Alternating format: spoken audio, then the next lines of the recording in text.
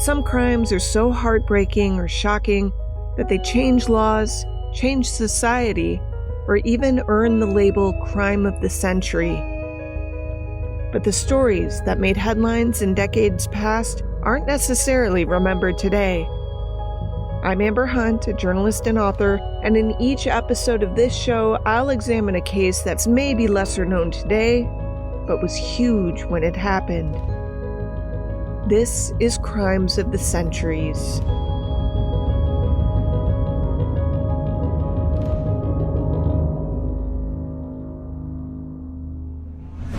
Roxy DeMarco sat in his bakery delivery truck in Camden, New Jersey, expecting an uneventful morning delivering bread when he noticed a man approaching. Then he noticed the man's gun. "I thought it was a holdup," DeMarco would later tell reporters, explaining, quote, "I tumbled into the back of my truck among the bread boxes. He fired one shot and, thank God, missed me. Then he started along 32nd Street toward River Road. There were two little children on the road. I jumped out, grabbed them, and shoved them into my truck." End quote. Now, a stranger grabbing children off the street and tossing them into his van might not seem a typical act of heroism, but in this case, it might well have saved those children's lives. Because while the man with a gun would later claim he only targeted specific people with whom he'd had beefs, that simply wasn't the case. Not everyone in his path this morning had crossed him. Several had never met him at all. It happened at about 9:20 in the morning on September 6, 1949. The gunman was a 28-year-old World War II veteran named Howard Unruh. His descriptors will sound a bit familiar to us today, 75 years and countless mass shootings later. He was an angry young white man with a penchant for guns and a victim complex that seemed to stem from both real and imagined bullying. But back in 1949, he was an anomaly, one of the first of his kind in America. So when he began striding through his neighborhood with a Luger .08 semi-automatic pistol, no one had done a drill or seen a news report or read a how-to listicle about surviving such a thing. A lot of people in his path simply froze, apparently unable to comprehend what they were facing. They made the easiest targets, but they weren't the only ones. One woman died hiding in her closet. Her husband was killed after fleeing through a window onto the roof of a porch. He fell with a sickening thud to the ground below after the bullet tore through his back. In the approximately 12 minutes Howard Unruh unleashed terror in Camden, 12 people were killed, with another mortally wounded. He would never deny what he had done. In fact, he almost seemed to relish in telling authorities that the only reason he stopped was because he ran out of bullets. He'd meant to kill more that day, he said, including his own mother. His rampage would soon become known as the Walk of Death. Smithsonian Magazine ran a story about the case titled "The First Mass Shooting in American History," though inside the story, writer Patrick Sauer acknowledged that wasn't true. Quote, "There have been killers since Cain murdered Abel, and Unruh certainly wasn't the first American to take the lives of multiple victims," end quote. But Unruh was among the first to use a semi-automatic weapon, one specifically designed for use in a war, to achieve the shocking body count he tallied that day.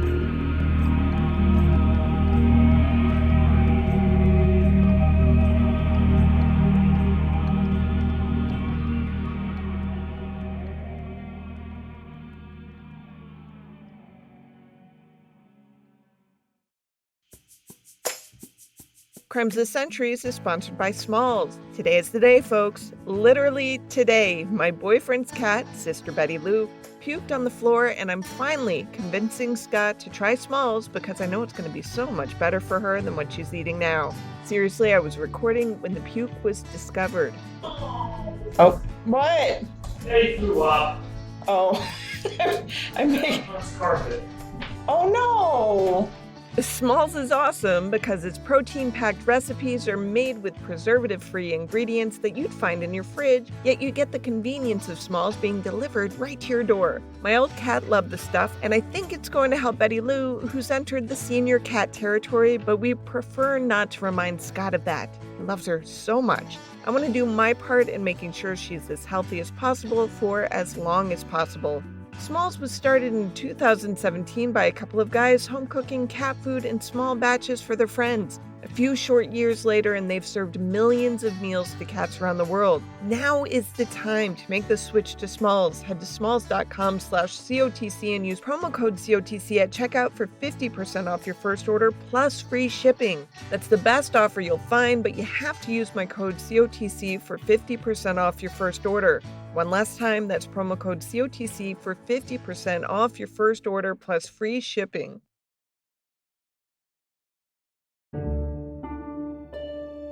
Howard Unruh was the oldest of two boys born to Samuel Unruh and Frida Balmer. Born January 21st, 1921, he was a bit slow in reaching some milestones, taking longer than average to toilet train, and not learning how to walk or talk until he was almost a year and a half old.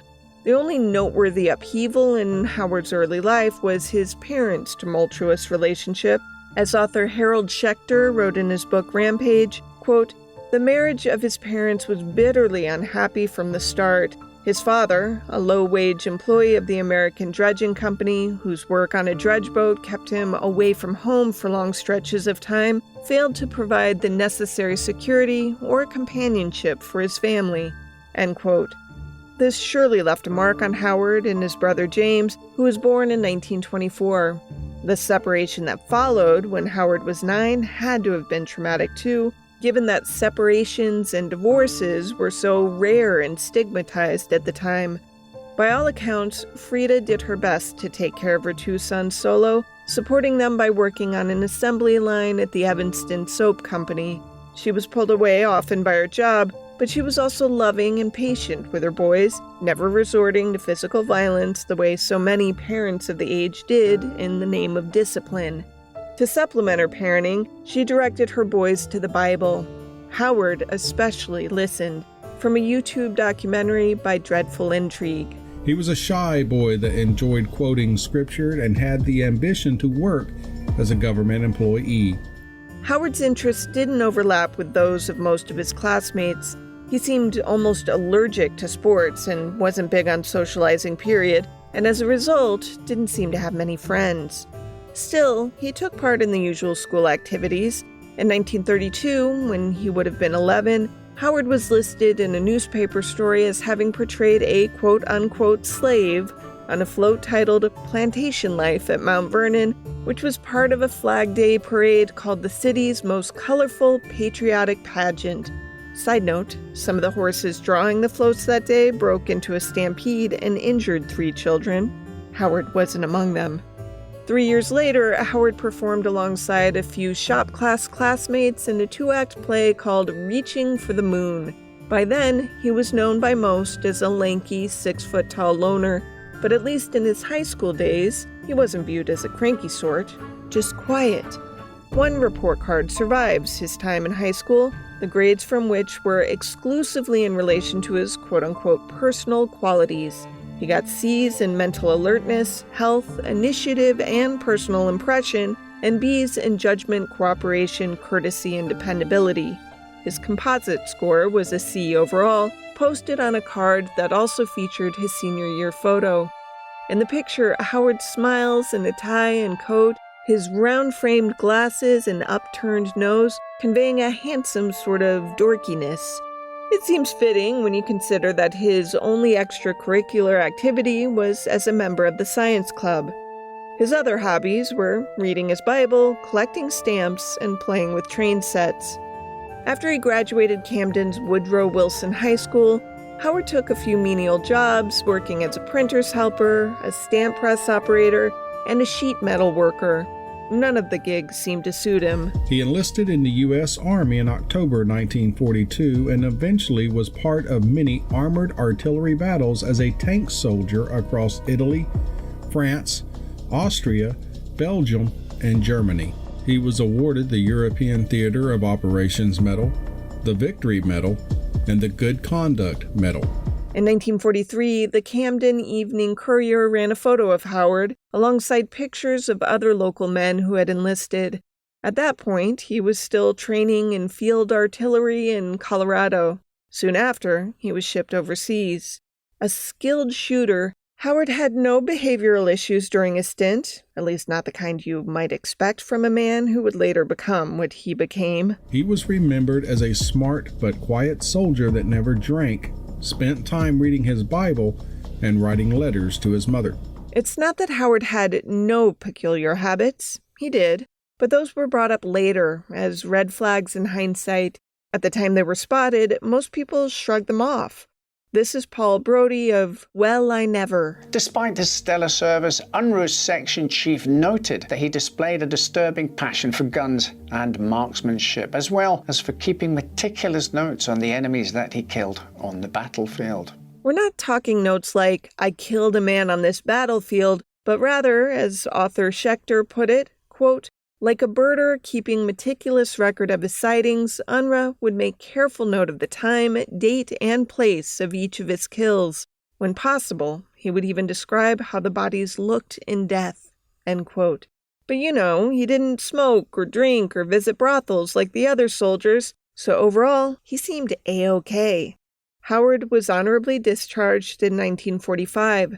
From serial killers documentaries. Like many soldiers, he returned home with medals and a collection of firearms.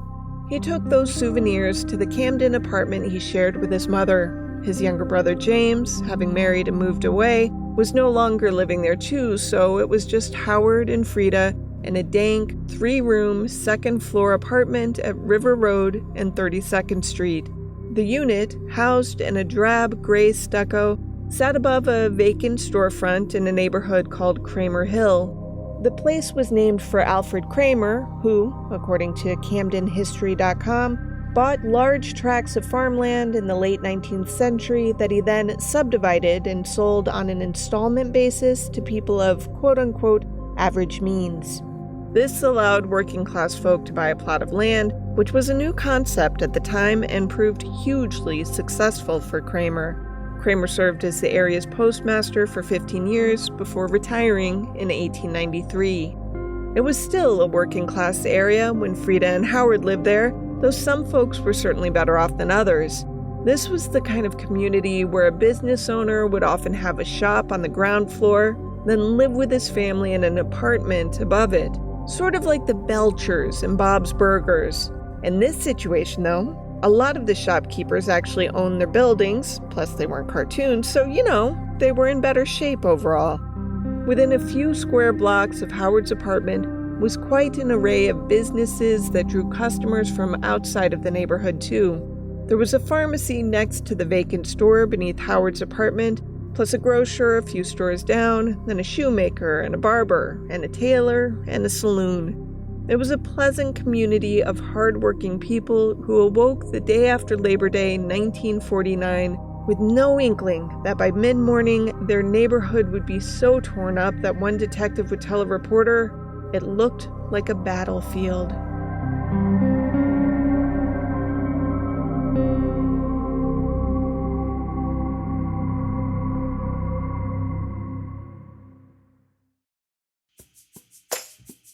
Crimes That Centuries is sponsored by Athena Club. It's real simple. I love these razors. Every time I try a different one, I get annoyed with myself for straying, and I come back to Athena Club. This razor is truly worth the hype. If you haven't tried it, you need to give it a shot and step up your shaving game. You might ask, geez, what makes Athena Club's razors so different? Well, I'll tell you. It's the water-activated serum surrounding the blade. This stuff is gentle on my skin, leaving it moisturized, super smooth, and bump-free. Plus, the Athena Club refills are mailed to me, so I don't have to remember to put them on my shopping list, meaning that every time I grab my razor, I have a fresh blade handy. Everything about Athena Club is convenient, right down to the magnetic hook. That means no more clutter in your shower, no more goopy blades, no more razor crashing down to your shower floor in the middle of the night. The best part is the razor kit is only $10 and comes in your choice of handle color. They've got several color options, from chic black to neons and pastels. Mine are blue. Ready to upgrade your shaving experience? Switch to the best razor on the market and show your skin you care with Athena Club. Head over to athenaclub.com to try their award-winning razor and body products and get 20% off your purchase with code COTC at checkout. You can also find Athena Club razors at your local Target store. Trust me, you won't look back. Happy shaving!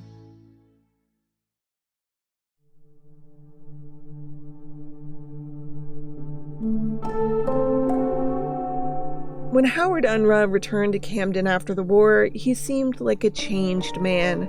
For starters, there were noticeable differences in his room decor. On the walls, he'd crossed pistols, machetes, crossed German bayonets, and photographs of armored artillery in action. Even his ashtrays were made from German shells. But the psychological changes were far more concerning. Howard seemed unfocused, unable to even get, much less hold down, a job. He briefly enrolled in pharmacy courses at Temple University in Philadelphia, which was just across the Delaware River, but he soon bailed on those. Instead of contributing to the household he was again a part of, he let his mother support the both of them on her salary at the soap company. Whatever money Howard managed to get his hands on was spent on more weapons. Knives, bullets, and guns, including a souvenir Luger pistol, a handgun widely used in both World Wars by the Germans. Howard transformed his building's basement into a shooting range. Some neighbors took notice. His actions unnerved his neighbors. In particular, Morris Cohen and his family, who lived next door and owned a small drugstore located below the apartment building. They regarded Unruh as a religious nut, a remark that he hated and perceived to be derogatory. Comments like this only served to fuel his anger towards his neighbors. Howard had his own complaints. He thought the Cohens shortchanged him when they sold him their wares at the drugstore. He also butted heads with them because they didn't like how loud he played his music at night. And on top of that, he kept using their backyard gate as a shortcut, but he regularly forgot to close the gate, which let stray dogs get into the yard and empty their garbage cans across the grass.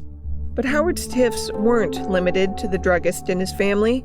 He also thought the local shoemaker, John Pilarchik, buried his trash too close to his apartment's property line.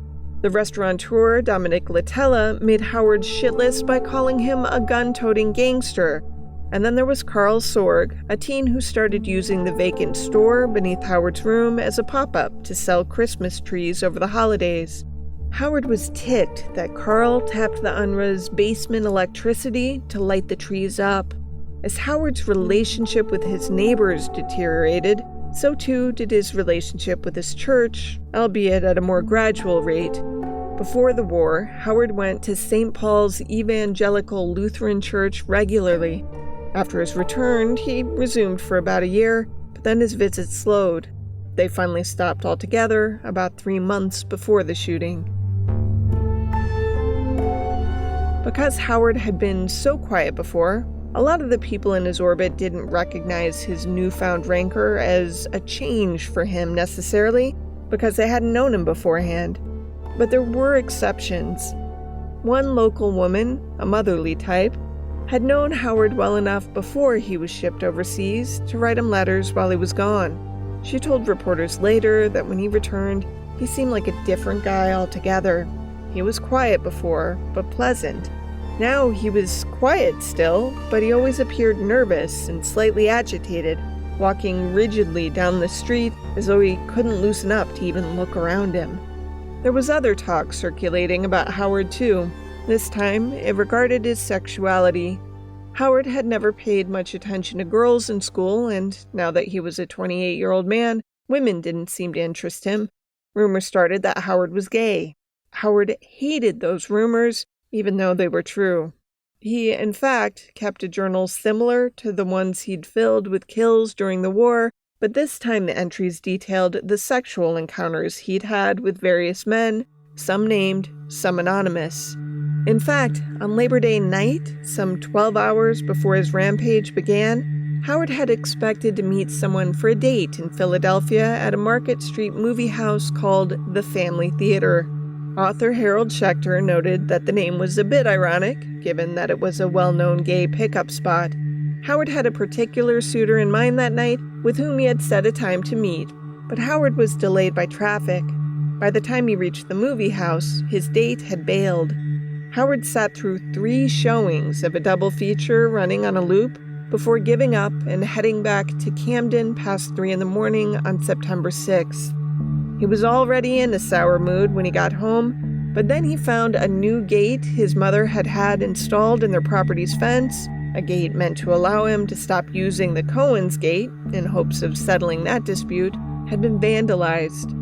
Howard decided that the Cohens must have destroyed the gate because they were petty jerks who just wanted to mess with him. Dreadful intrigue again. It may have been a small and even petty insult, but for him, it was the last straw in a long list of grievances that he had against the Cohens. In reality, the gate had been destroyed by some random local boys. It's hard to say what would have happened had Howard learned that before setting his deadly plan into motion the next morning, but he didn't know, and I suspect he didn't really care. He was pissed and ready to take action. No one knew this beforehand, but in addition to the journals Howard kept about slaying more enemies and sexual conquest, he had kept another that today we would describe as a kill list. As author Schechter described it, quote, 10 in all found their way onto Unruh's list. Beside each of their names, he made cryptic notations. RET WTS or DNDR, the abbreviation stood for retaliate when time suitable and do not delay retaliation, end quote. The Cohens were at the top of the list.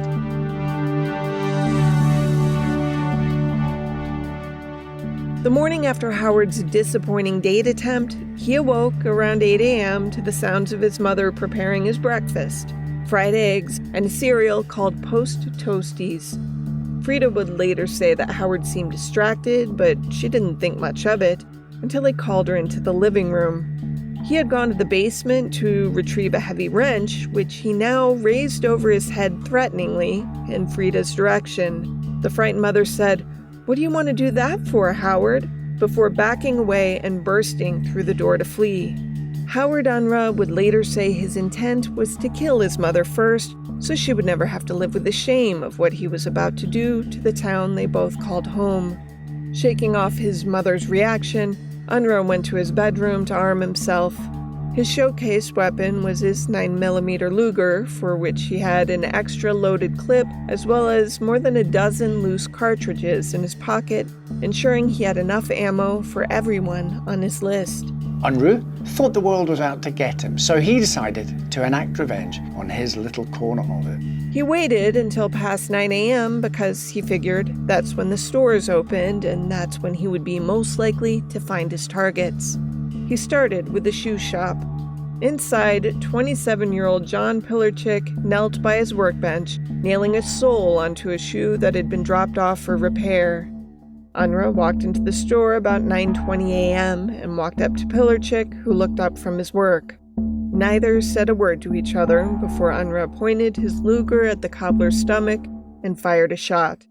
Pilarczyk fell backward, and Unruh fired once more into the man's head.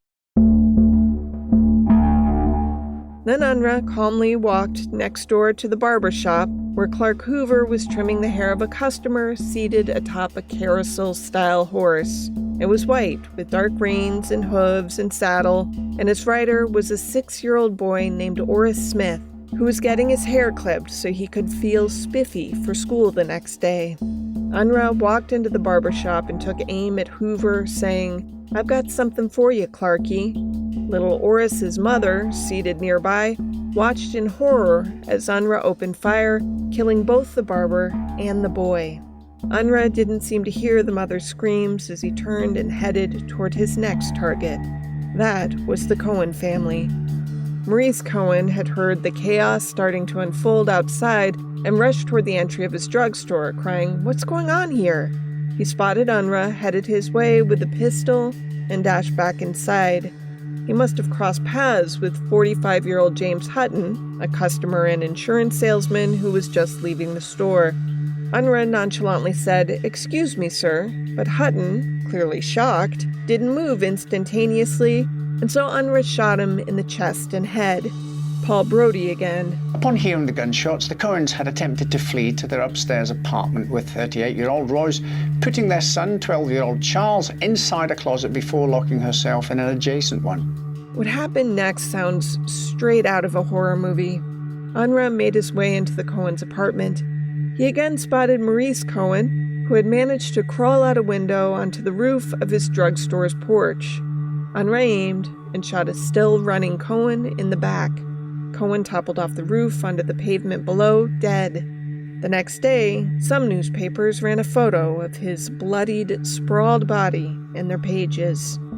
Unruh turned his attention back to the apartment.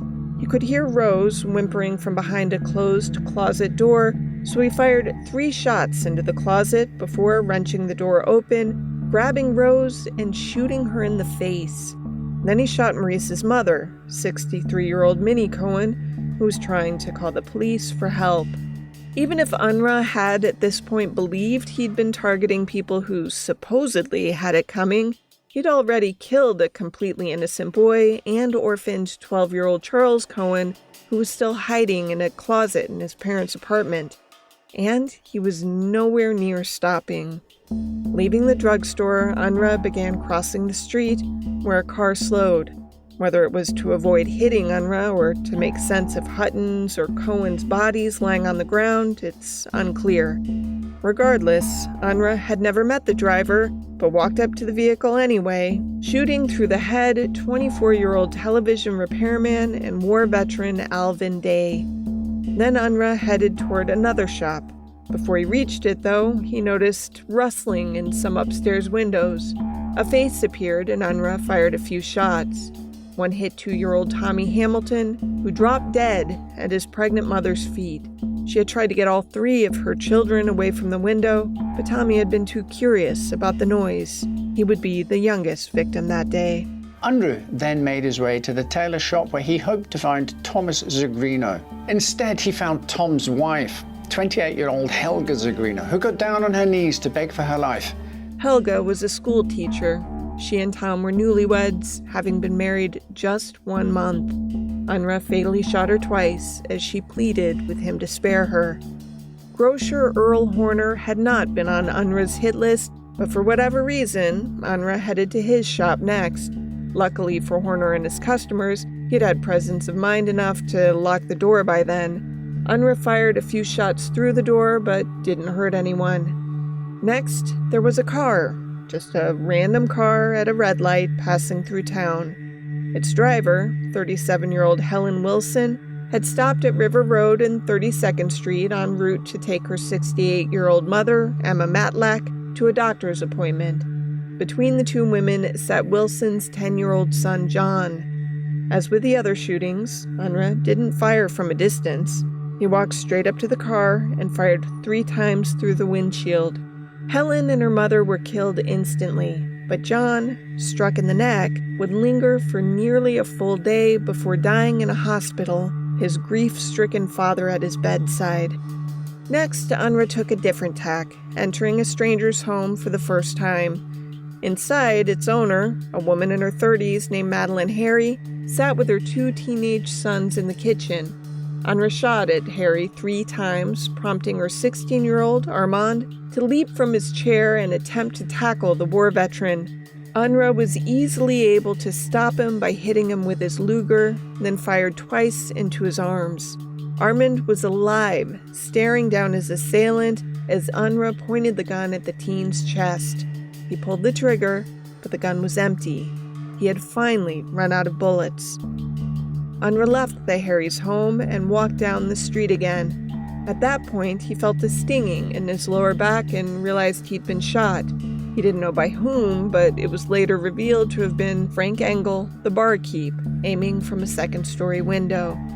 The shooting spree was over.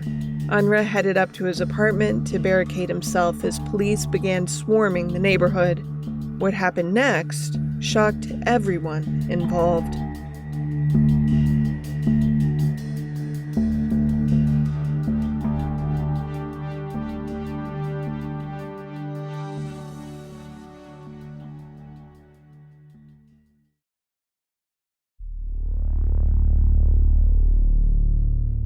The shooting details, as I laid them out before the break, are based on Harold Schechter's book Rampage.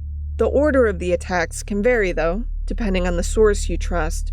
Newspaper accounts immediately afterward had 2-year-old Tommy Hamilton's death as one of the last, for example, rather than before the death of Helga Zagrino. Frank Engel might have shot Howard Unruh earlier in the 12-minute barrage rather than at the very end. It could be that the pain only registered with Unruh as he headed home, out of bullets, his adrenaline waning. I mention this because that's something that hasn't changed much in the intervening 75 years. Mass shootings are chaos to document. As a journalist, I've helped cover several myself, including some in a limited-run podcast called Aftermath, and I can attest that even today, with our cell phone recordings, doorbell cams, and saved 911 calls, it's tough to know what precisely happened when. As I wrote in one story about a mass shooting in Dayton, Ohio, teasing things out by the second is like trying to count raindrops. The length of time I took recounting Unruh's kills is about the same amount of time it took Unruh to slay and wound all of those people. After he realized he ran out of bullets, Unruh retreated to the bedroom of his River Road apartment. He laid on his bed. Outside his window, he could hear blood-curdling screams. Charlie Cohen, the now orphaned son of Maurice and Rose, hollered at the arriving police officers that the madman had killed his whole family. "He's going to kill me," Charlie screamed. "He's going to kill us all." Some 50 police officers ended up gathered beneath Unruh's apartment. They took cover behind their patrol cars as they aimed dozens of weapons, shotguns, pistols, even submachine guns, at his bedroom window, ordering him to surrender. Unruh reacted to none of it. Across town, a reporter for the Camden Evening Courier got an idea. He pulled out a phone book and looked up Unruh's number. It seemed a futile thing to do, but it's the type of hunch we journalists can't ignore once the idea hits us. Philip Buxton dialed the number. He later wrote, quote, "The result of that telephone call was one of the strangest interviews that this writer has had in his long newspaper experiment," end quote. After a few rings, Unruh answered the phone with a simple hello. "Is this Howard?" Buxton asked. "Yes," came the reply. "This is Howard. What's the last name of the party you want?" "Unruh," Buxton said. He added that he was a friend who wanted to know what they were doing to him. Unruh: "Well, they haven't done anything to me yet, but I'm doing plenty to them." Buxton: "How many have you killed?" Unruh: "I don't know yet. I haven't counted them, but it looks like a pretty good score." Buxton: "Why are you killing people?" Unruh: "I don't know. I can't answer that yet. I'm too busy." Outside Unruh's window, an officer lobbed a tear gas container into his bedroom. Unruh: "I'll have to talk to you later. A couple of friends are coming to get me." Unruh hung up the phone, then, choked by the tear gas engulfing him, shouted that he would surrender. He raised his hands in the air to show he wasn't armed and weakly cried, "I give up. Don't shoot." And with that, he fell down the stairs, landing at the officer's feet. As he was patted down and cuffed by police officers, one asked him if he was a psychopath. In response, Unruh calmly said, quote, "I am no psycho. I have a good mind." This wasn't the outcome most officers expected. While mass shootings were by no means common before Unruh, there had been a few. In 1903, Philippine War veteran Gilbert Twigg killed 9 people and wounded 25 when he fired into a crowd during a band concert. Twigg then shot himself. In 1948, 8 people were killed by Melvin Collins in Chester, Pennsylvania. Similarly, Collins killed himself before he could be arrested. In both of those cases, the gunmen were dismissed as suicidal psychos. In this case, Unruh insisted he was perfectly sane. In most ways, the interrogation that followed seemed to support that. Unruh calmly answered detectives' questions, saying he had intended to kill far more people. Quote, "I would have killed 1,000 if I'd had bullets enough," end quote. He described to police the path he took on what the newspapers would dub his walk of death.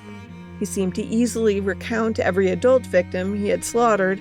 When it came to the children, though, he said he couldn't remember. He hadn't noticed 6-year-old Oris Smith getting his hair cut on the hobby horse, he had only spotted a face in the window of toddler Tommy Hamilton's apartment. He remembered shooting toward that face, but didn't know if he hit anyone. As for 10-year-old John Wilson, who at the point of the interrogation was still clinging to life, Unruh said he thought he'd only grazed him while killing the two women he had sat between. He claimed to feel sorrow for the children he'd killed, but the doctor's notes indicate he didn't seem remorseful. That lack of remorse absolutely stumped his interrogators. They thought this guy must be nuts. No one in their right mind could unleash the terror he had unleashed and feel nothing afterward. The headlines about the crime echoed that sentiment. 12 die in Maniac's Street Massacre. Children, men, and women die when Maniac silently stages death tour. Berserk Slayer yields as police use tear gas. Quick note, those headlines came before the death tally changed to 13 with the passing of little John Wilson.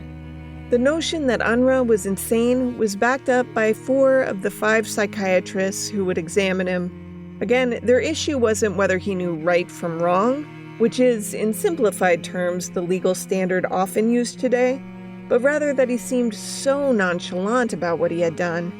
One doctor wrote that Unruh retold his story with, quote, an impassiveness that is decidedly abnormal, end quote. The county prosecutor announced that because of those 4 psychiatrists' opinions, Unruh's case wouldn't be brought before a grand jury. Rather, Unruh would be taken to what was then known as the New Jersey Hospital for the Insane in Trenton. Around this time, Unruh's long-absent father, Sam, returned to Camden. He was the one who broke the news to his estranged wife, Frida, that their son had killed so many of his neighbors. He told reporters later that he had contemplated holding off on telling her of the children killed, but he ultimately decided, quote, that my wife should have the whole story now and not go through one shocking experience after another, end quote. After she learned the news, Frida cried, "Howard, my poor Howard, he didn't know what he was doing." And then she fainted. Unruh's younger brother, James, told reporters that he blamed Howard's military service for the killings. James said, quote, "I don't know how this ever happened or why, but I certainly know it is due to my brother's army service. Since he came home from the service, he didn't seem to be the same. He was nervous. He never acted like his old self," end quote. With talk of insanity swirling, one of Unruh's wounded, 16-year-old Armand Harry, insisted that Unruh go to trial. He said, quote, "The guy is entitled to a fair trial even in this case with so many dead," end quote. That trial never came to pass. Unruh was diagnosed as having paranoid schizophrenia and, despite at one point being deemed competent to stand trial, was instead committed to institutions for the rest of his life, which was a lengthy one. He died in 2009 at the age of 88, having been confined for 60 years. Surviving members of the Cohen family lamented Unruh's death, if only because of its timing. Charles Cohen, the boy left orphaned, had wanted fervently to outlive the monster who had killed his father, mother, and grandmother. But Charles had died of a stroke 1 month earlier. A brother of Tommy Hamilton, the 2-year-old, talked to reporters after Unruh's death. He said that Tommy's picture hung in his parents' bedroom the rest of their lives. As for reaction to Unruh's death, James Hamilton, by then 64 years old, said simply, quote, "I'm glad. He didn't deserve living that long," end quote.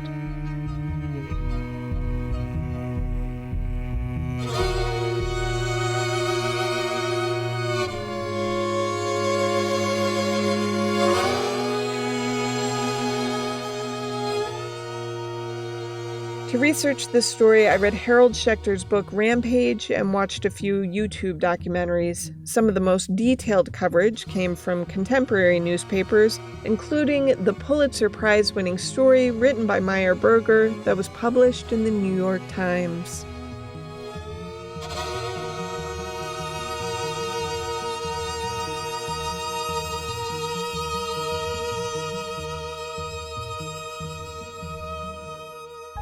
Crimes of the Centuries is available early and ad-free through Grab Bag Collab. Join us at patreon.com/grabbagcollab to hear not just exclusive content related to this show, but to also get access to several other shows on our profit-sharing network. Unless noted in the citations, this case was researched and written by me, Amber Hunt, and produced by Amanda Rossman and Henry Lavoie. Original music is by Bruce Hunt, Andrew Higley, and occasionally by my son, Hunt Van Ben Scoten. Other music comes from Soundstripe and Epidemic Sound.